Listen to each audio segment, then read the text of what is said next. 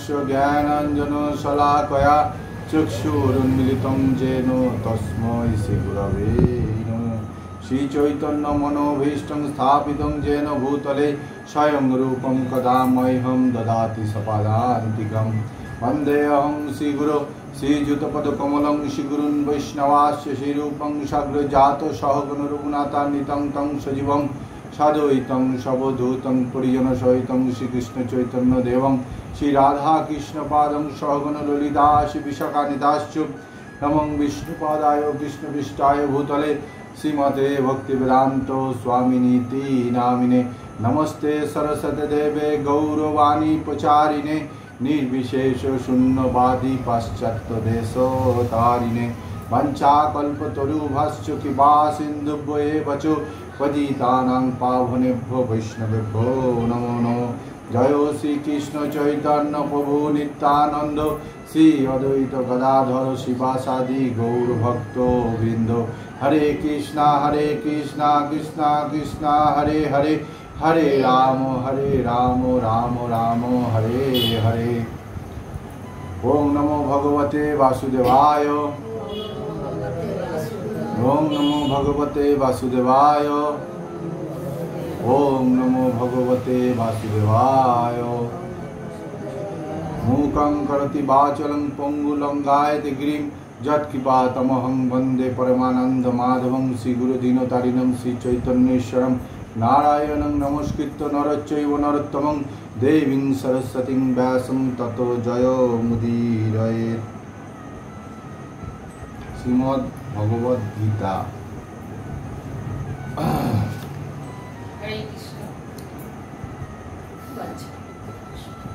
तृतीय नम्बर अध्याय कर्मयोग श्लोक 31-32 नम्बर पाठेर शुरूते आमी आमार परम आराध्य गुरुदेवेर अहैतुकी कृपा आशीर्वाद प्रार्थना करी। नमो विष्णुपादाय कृष्णपृष्ठाय भूतले श्रीमते जय पताका स्वामिनीति नामिने। नमो आचार्य पादाय निताय कृपा प्रदायिने गौर कथा धामोदाय नगर ग्रामोदायिने।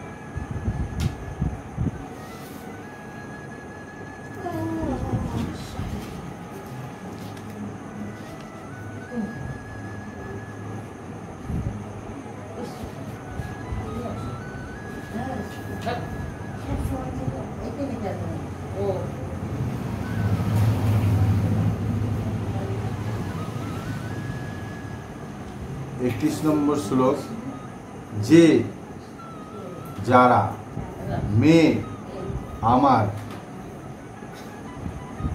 मतम निर्देशावली इदम एई नित्यम सर्वदा अनुतिष्ठन्ति नियमित भावे अनुष्ठान करें मानवा मानुषेरा श्रद्धावंत श्रद्धावान अनुसूयंत मात्सर्य रहित मुच्यन्ते मुक्त हन ते तारा सकले ओपि एमनकि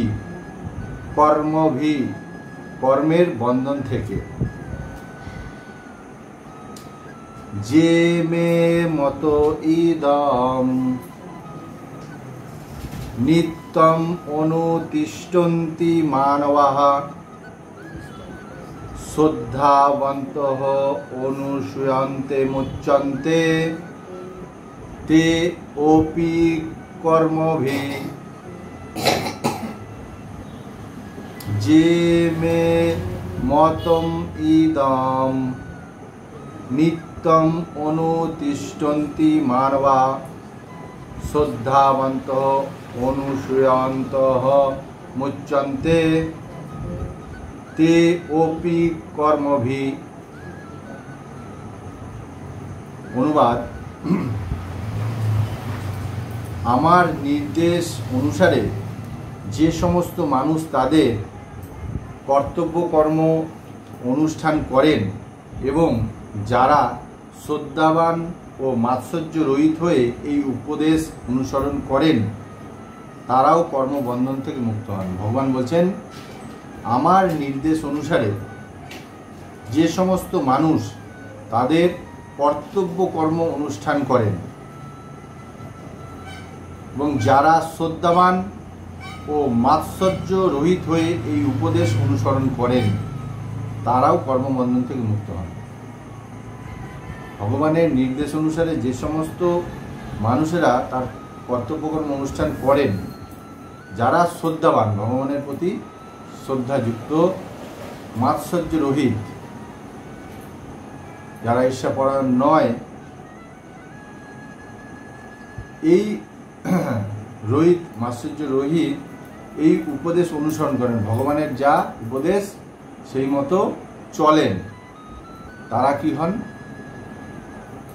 এই কর্মবন্ধন থেকে মুক্ত হতে পারেন।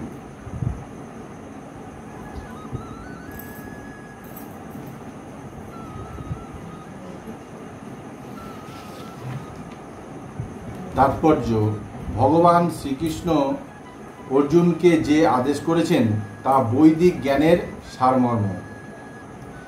তাই সন্দেহাতীতভাবে তা শাশ্বত সত্য, মানে তা হলো সন্দেহের অতীত, সন্দেহাতীত, যেখানে কোনো সন্দেহ নেই, এবং শাশ্বত সত্য। ভগবানের কথা শাশ্বত সত্য। বেদ যেমন নিত্য শাশ্বত, কৃষ্ণ ভাবনার এই তত্ত্ব তেমন নিত্য ও শাশ্বত। ভগবানের প্রতি ঈর্ষান্বিত না হয়ে এই উপদেশের প্রতি সুদৃঢ় বিশ্বাস থাকা উচিত। ভগবানের প্রতি ঈর্ষান্বিত না হয়ে এই উপদেশের প্রতি, ভগবানের প্রতি ঈর্ষাপরায়ণ না হয়ে ভগবান যা বলছেন সেই উপদেশের প্রতি সুদৃঢ় বিশ্বাস থাকা উচিত। এখনকার আমাদের কি তা আছে? আমাদের ভগবানের কথার উপরে আমাদের সুদৃঢ় বিশ্বাস নেই। গীতা হচ্ছে ভগবানের মুখ নিঃসৃত বাণী। যা গীতায় বলা হচ্ছে ভগবান নিজে মুখ দিয়ে সেই কথা বলেছেন, এবং সেইটা আমরা যদি বুঝতে পারি যে এই কথা ভগবানের কথার সমান, এবং এই কথা আমাদের মেনে চলতে হবে, না হলে আমরা কি হবে? কর্মবন্ধনে পড়ব। জন্ম জন্মান্তর ধরে আমাদের এই দুঃখ দুর্দশা ভোগ করতে হবে।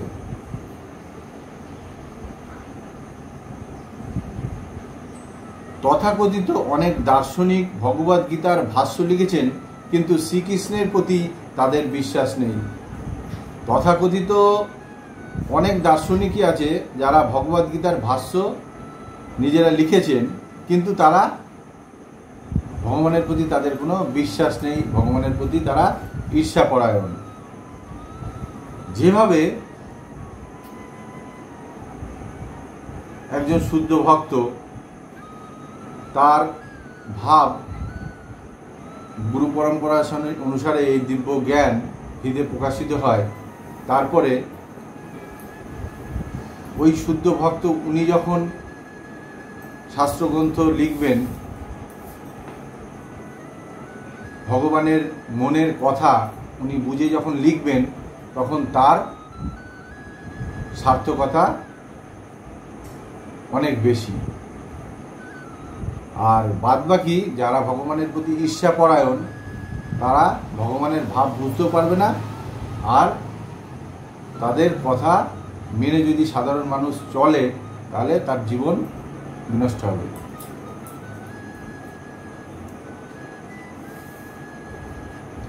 তারা কোনোদিনও গীতার মর্ম উপলব্ধি করতে সক্ষম হবে না এবং সকাম কর্মের বন্ধন থেকেও মুক্ত হতে পারবে না। কিন্তু অতি সাধারণ মানুষও যদি ভগবানের শাশ্বত নির্দেশের প্রতি দৃঢ় শ্রদ্ধাবান হন,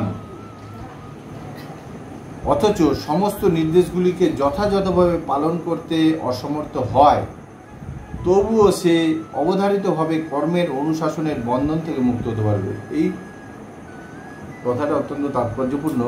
এখানে বলা হচ্ছে অতি সাধারণ কোনো মানুষ যদি ভগবানের শাশ্বত নির্দেশের প্রতি, গীতা কি কথা বলা আছে সেই নির্দেশ অনুসারে তার প্রতি যদি শ্রদ্ধাবান হয়, ভগবানের কথার প্রতি বা ভগবানের নির্দেশের প্রতি যদি শ্রদ্ধাবান হয়, অথচ সমস্ত নির্দেশগুলি, ভগবানের যে নির্দেশগুলি সমস্ত আছে, তা যদি যথাযথভাবে পালন করতে অসমর্থ হয়, মানে যা শাস্ত্রগ্রন্থে আছে ভগবান বলেছেন সেই কথাগুলো যদি সবকটা পালন করতে নাও পারে, পালন করতে যদি অসমর্থ হন, তবুও সে অবধারিতভাবে কর্মের অনুশাসনের বন্ধন থেকে মুক্ত হবে। তবুও সে কর্মের বন্ধন থেকে মুক্ত হবে। ভক্তিযোগ সাধন করার প্রাথমিক পর্যায়ে কেউ হয়তো ভগবানের নির্দেশ ঠিকভাবে পালন নাও করতে পারে। যারা ভক্তিযোগ নতুন অনুশীলন করছে, যারা ভক্তিযোগ নতুন অনুশীলন করছেন, তাদের ভক্তিযোগ সঠিকভাবে পালন সে নাও করতে পারেন। কিন্তু যেহেতু সে এই পন্থার প্রতি বিরক্ত নয় এবং যদি সে নৈরাশ্য ও ব্যর্থতা বিবেচনা না করে ঐকান্তিকতার সঙ্গে এই কার্যক্রমে অনুষ্ঠান করতে থাকে, তবে সে নিশ্চিতভাবে ধীরে ধীরে শুদ্ধ কৃষ্ণ ভাবনার পর্যায়ে অবশ্যই উন্নীত হবে। কেননা নতুন ভক্তি জীবন অনুসরণ করতে গেলে অনেক সময় অনেক কিছু ভুল ত্রুটি হবে, পুরোটা যতটা সবাই মানে যে অনেক দিন ভক্তিযোগে আছেন তার মতো ততটা নাও হতে পারে, কিন্তু তবুও যিনি শ্রদ্ধাবান বা তার প্রচেষ্টা আছে, ভগবান কি দেখেন? ভগবান দেখেন যে ভক্তের প্রচেষ্টা।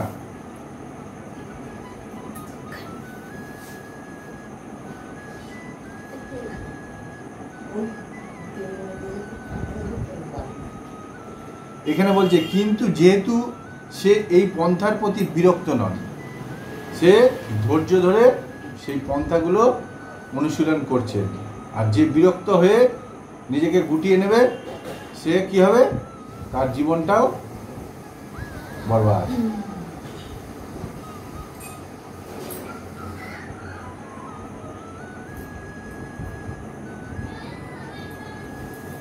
এখানে এই যে ঐকান্তিকতার সঙ্গে এই তার কার্যক্রমের অনুষ্ঠান করে থাকেন, ভগবান কি বলছেন? অন্য চেতা সততং যৌমাং স্মরতি নিত্যস্য তস্য সুলভ পার্থ নিত্যযুক্তস্য যোগিন। যে অনন্য চেতা, যে একমাত্র ভগবানকে ছাড়া অন্য কাউকে নয়, সততং সবসময়, যৌমাং, ভগবান বলছে যৌমাং, যে আমাকে স্মরতি নিত্যস্য, প্রত্যেক দিন আমার স্মরণ করেন, তস্যহ সুলভ পার্থ, ভগবান বলছেন তার কাছে আমি অত্যন্ত সুলভ।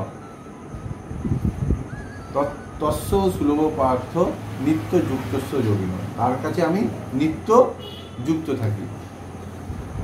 তা এই ভক্তিযোগ অনুশীলন করতে গেলে অনেক যে কষ্টসাধ্য ব্যাপার, অনেক যে হবে না, দুঃসাধ্য ব্যাপার এমনটা নয়। শুধু ঐকান্তিকতা থাকতে হবে, প্রচেষ্টা থাকতে হবে। ভগবান দেখেন কার কতটা সে প্রচেষ্টা, এটা দেখেন। আর ঐকান্তিকতা, তার সে কতটা ঐকান্তিক। ভগবানকে বাদ দিয়ে সবার সব দেবদেবীর প্রতি শ্রদ্ধা পরায়ণ হতে হবে অবশ্যই, কিন্তু মানে মেন লক্ষ্য, মানে গাছের গোড়ায় জল ঢাললে সমস্ত গাছ শাখা পোশাখা পুষ্ট হয়, উদরে খাদ্য দিলে যেভাবে সমস্ত শরীর পুষ্ট হয়, ঠিক সেইভাবেই ভগবানকে ঐকান্তিক সেবার মাধ্যমে ভগবানের সাথে ঐকান্তিকভাবে তার সেবা করলে ভগবান কি হয়? তার সাথে নিত্য যুক্ত থাকেন। ভগবান নিজে বলছেন আমি তার সাথে নিত্য যুক্ত থাকি। এইখানে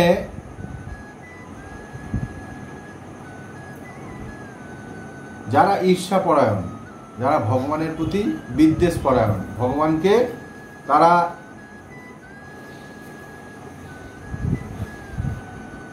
ভগবানের প্রতি তারা ঈর্ষা পরায়ণ, তারা কোনোদিনই ভগবানের ভাব বুঝতে পারে না বা ভগবানকেও মানে না।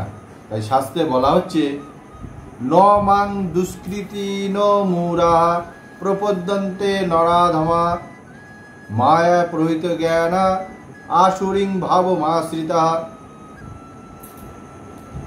অনুবাদ, মূঢ় ন মাং দুষ্কৃতি মূরা,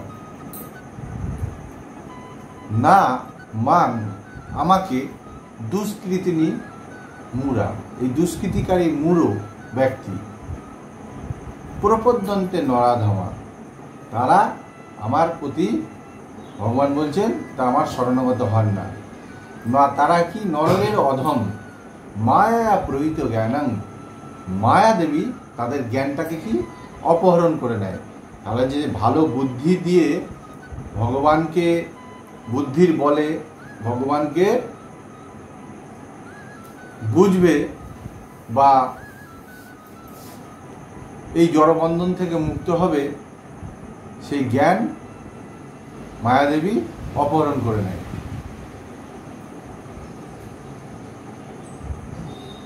মায়া প্রহিত জ্ঞানম আসরিং ভাবমাশ্রিত, তারা অসুর স্বভাবের।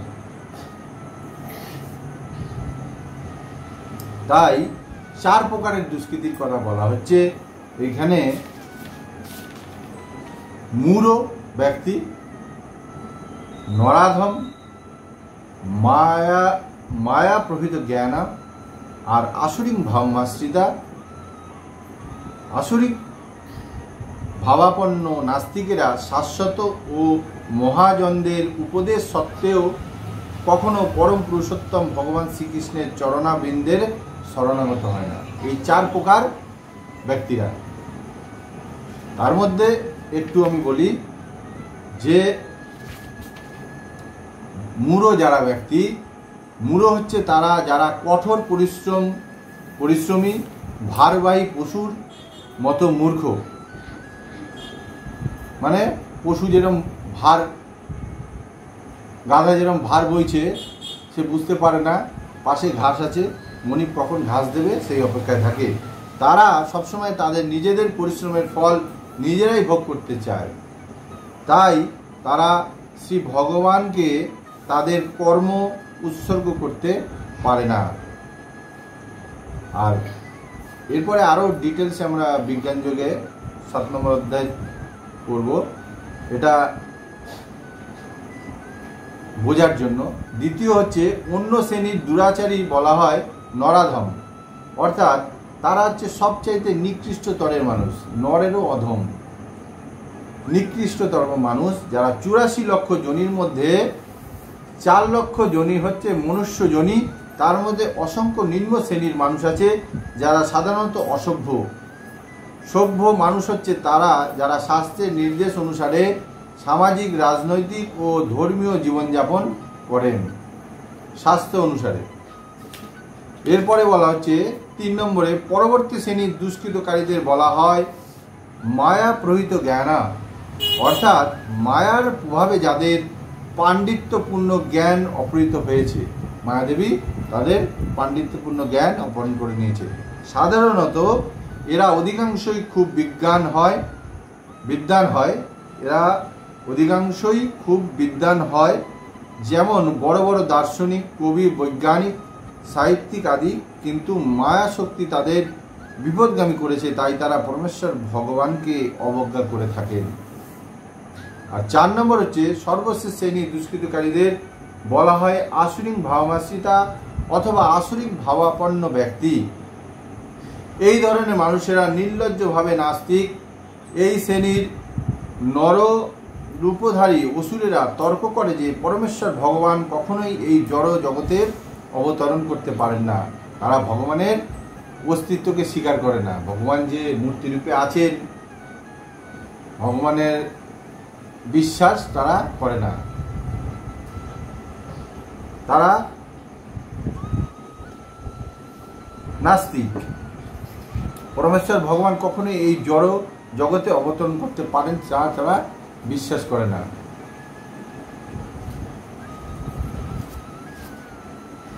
যেভাবে শাস্ত্রে বলা হচ্ছে অবজানন্তি মাংমুরা মানসিক পুনরাশ্রিতম পরম ভাব ম জানন্ত মমভূত মহেশ্বরম। ভগবান যখন নিজে অবতীর্ণ হন তখন তার ভাব সাধারণ মানুষ বুঝতে পারে না।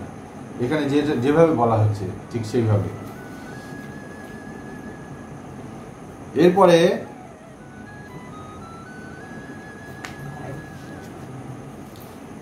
32 নম্বর শ্লোকে এটা আমরা দেখব যে যারা তু কিন্তু এ তৎ এই অভ্যস্যন্ত মাৎসর্যবশত না অনুতিষ্ঠন্তি নিয়মিতভাবে অনুষ্ঠান করে মে আমার মতম নির্দেশ সর্বজ্ঞান সর্বপ্রকার জ্ঞানে বিমূর তান তাদেরকে বৃদ্ধি জানবে নষ্টান বিনষ্ট অচেতসহ কৃষ্ণ ভক্তিহীন। সবাই মিলে আবার পড়ব।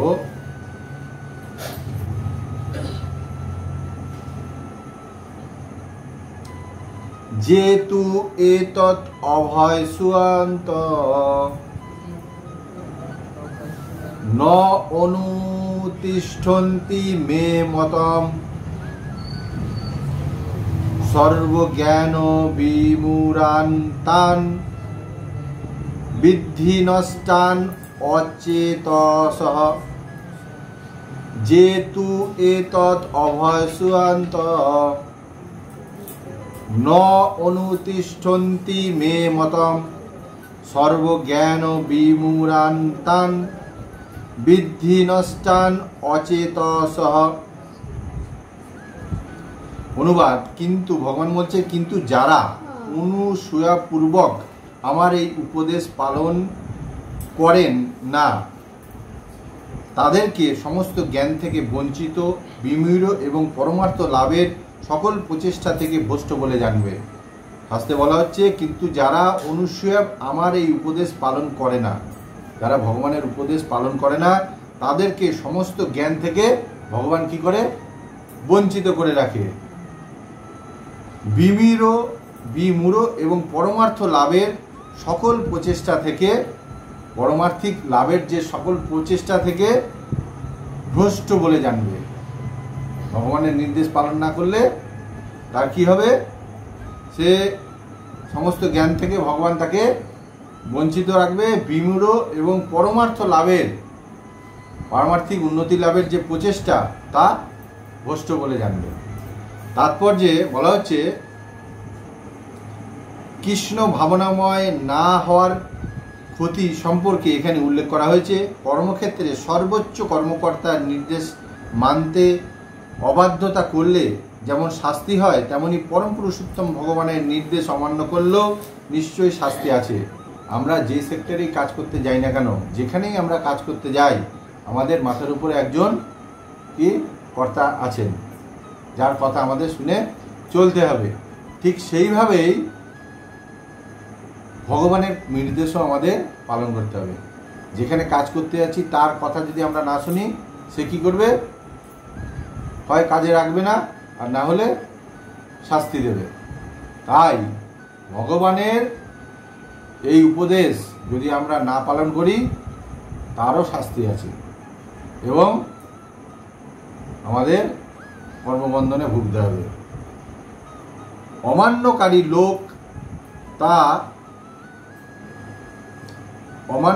লোক তা সে যতই উচ্চ স্তরে হোক, তার কাণ্ডজ্ঞানহীন বুদ্ধি বিবেচনার জন্য তার নিজের স্বরূপ সম্পর্কে, এমনকি পরম ব্রহ্ম পরমাত্মা ও পরম পুরুষোত্তম ভগবানের স্বরূপ সম্পর্কেও সে অজ্ঞ। সুতরাং তার জীবনের পূর্ণতা লাভের কোনো আশা নেই।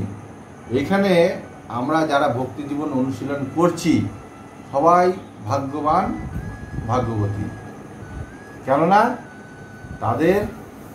তারা ভগবানের এই কথা শোনার জন্যই আমরা সবাই এখানে এসেছি। তাই শাস্ত্রে বলছে তারা ভাগ্যবান ভাগ্যবতী। যদি এই ভক্তিযোগ কেউ সামান্যতম অনুশীলন করে তা ক্ষয়প্রাপ্ত হয় না। নেহাবি কর্ম নাশ হস্তি প্রত্যাবায়ন ন বিদ্যতে স্বল্পম পশ্য ধর্মস্য ত্রায়তে মহত ভয়াত। কেউ যদি সামান্যতম অনুষ্ঠান করে সেই অনুষ্ঠানকারীকে সংসাররূপ মহা ভয় থেকে ভগবান পরিত্রাণ করে।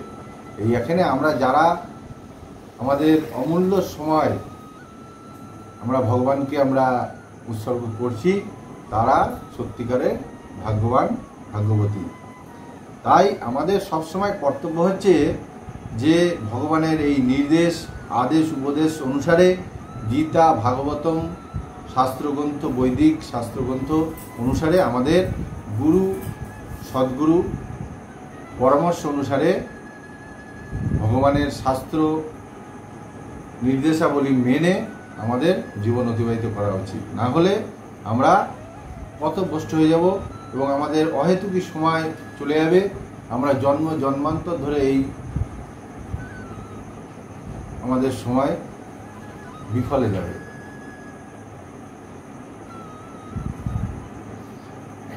ঠিক আছে, আজকে এই 31-32 নম্বর শ্লোক, এরপরে পরবর্তীতে আবার পরের শ্লোক পড়া হবে। ঠিক আছে। ইস্কন প্রতিষ্ঠাতা ও আচার্য কৃষ্ণ কৃপা শ্রীমূর্তি শিল অভয় চরণ অরবিন্দ ভক্তি বেদান্ত সাই বহুপাদ কি, পতিত পাবন গুরু মহারাজ কি। হরে কৃষ্ণ কৃষ্ণ কৃষ্ণ হরে হরে, হরে রাম রাম রাম হরে হরে, হরে কৃষ্ণ।